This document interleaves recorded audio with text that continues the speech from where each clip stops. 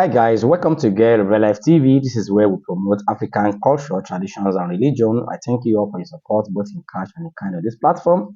If you are new here, kindly click on the subscribe button down below, subscribe free of charge, so that you don't miss anything on this channel. And if you want to become part of my members, kindly make use of the join button down below to choose any category of your choice. Being a member is a way of showing your support to me, and I pray may Olodumare continue to support you as you support me.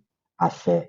Professor Banji Akintoye had a speech somewhere. I'm not really sure of where that video was made, but I saw it on social media and I feel that I should share it with you guys. So he had a speech, to talk about how Isheshe is spreading or how Isheshe is a global religion, because many of you do not even know about it because of your limitation to information. And when I saw this video, I feel that you guys should watch it as well because maybe it's not yet trending as it should. And as part of what we do on this platform, we love to get you informed. So hearing from our elders, is one of the ways to keep ourselves informed. Talking about the history of Yoruba people, talking about how even the culture and traditions of Yoruba people remains authentic till today. So it is always good for us to listening to our elders and talking about Yoruba belief system, talking about Ifa Orisha practice. Many of you do not even have the idea that this belief system is a global belief system now because we are limited, maybe because of what you hear from the Abaman religions and leaders in Nigeria. You feel that, oh, those people, those who practice Isheshe or those who associate with Ifa or Orisha are are not exposed. Some of you guys are having that impression. But I will shock you that even the practice of Isheshe and Ifa, Orisha practice the practice is much more accepted outside Nigeria. Let me shock you on that.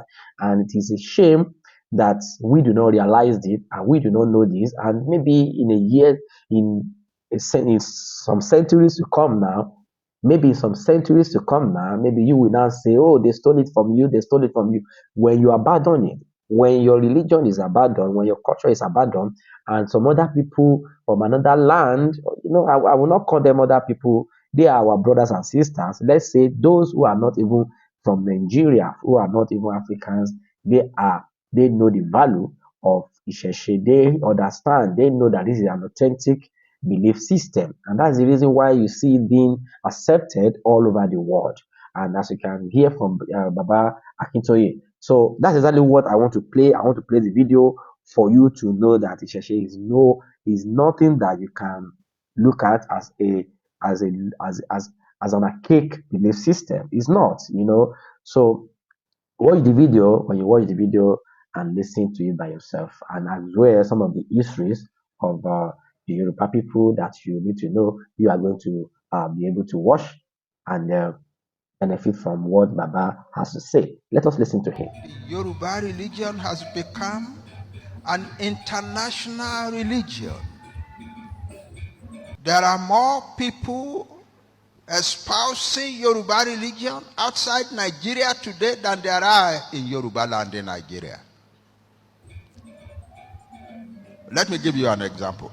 In the province of Bahia in Brazil, a province that is a Roman Catholic province, there are more Yoruba centers of worship today than there are Roman Catholic churches.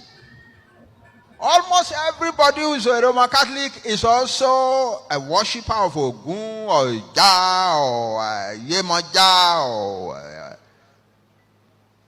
or Oshun and so on. And Yoruba religion is spreading in the world. A professor of comparative religions wrote a book a few years ago. The title of his book, The 8 Leading Religions That Rule the World. And in order of strength in the world, number of people, power, influence, and so on. Yoruba religion is the 6th of the 8. And that's the only religion from Africa that is an international religion. Okay, so here we are. We have built all these great things, but we don't know how to handle politics somehow. Because when we start fighting among ourselves, we just keep fighting. And we don't look around us to see what is really happening to us. So today, in the 19th century, we fought wars, and we couldn't stop them. And Ibadan, thank God for Ibadan. The Ilori people who are not Fulani at all, they were Muslims, but they were not Fulani. They were leading an army to conquer the whole of Yoruba land for Islam. So the Ibadan people met them in Oshogbo in 1840 and soundly defeated the army, destroyed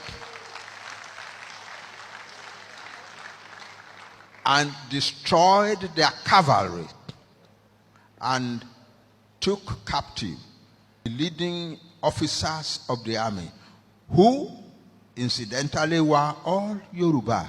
There were one or two Fulani in the lower levels, and the Ibadan chief said, "We have no problem with you, go back home.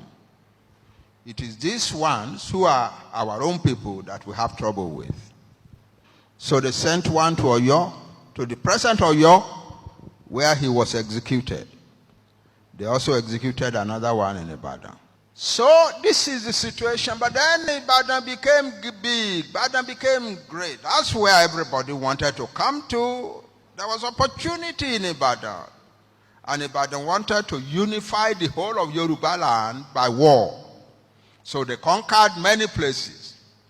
The only people left that they did not conquer were these far southern peoples, like the Jebu, the Ondo, Owo, and so on. But Ekiti, what is now Oshun, Ijesha, most of Igomina, and so on, they just ran over the place and created an empire and put Ajeles everywhere. Then the Ekitis, you know who they are. They didn't know how to handle it for a start. But then in 1877, they finally made up their mind to handle it. So one of their boys started trouble by killing the local Ajele. And the rest of the Ekiti, then people revolted and drove the Ajeles out of their land. And then created an army called the Ekiti Parako Army. And the war went on from 1877 until 1886. It is the peace treaty of that year, September 23, 1886, that we are celebrating today. So what is the significance of that treaty? It brought to an end in our land a whole century of troubles and wars. But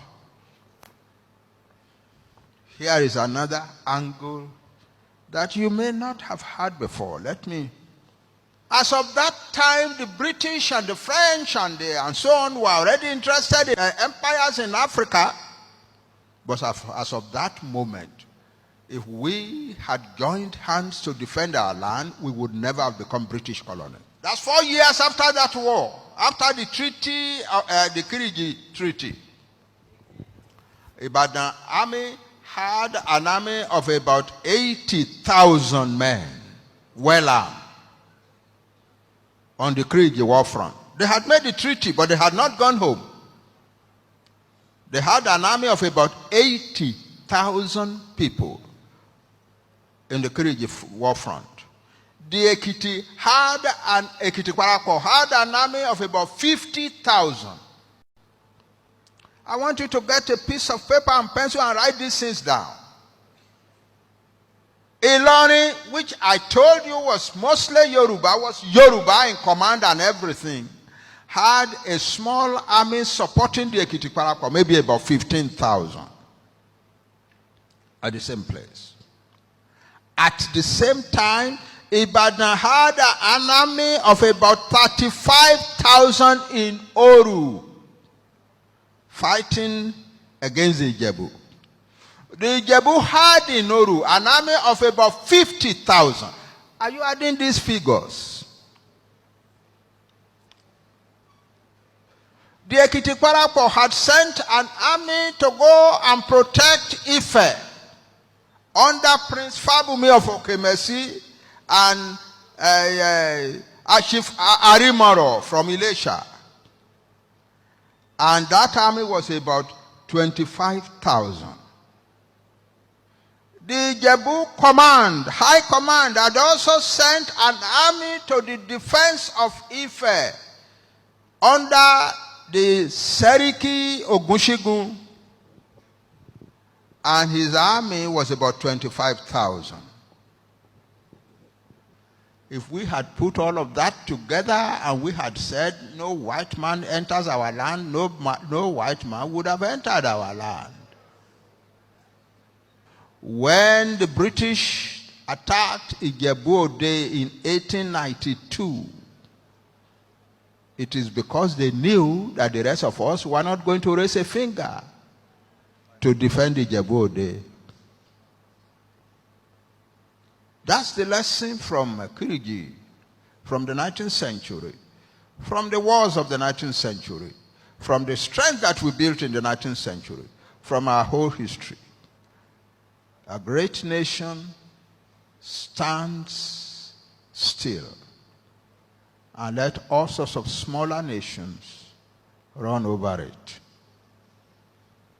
It is time that we began to take control of our lives. Welcome back. As you have heard it, so please try and do your research, know more about your history as a Yoruba person.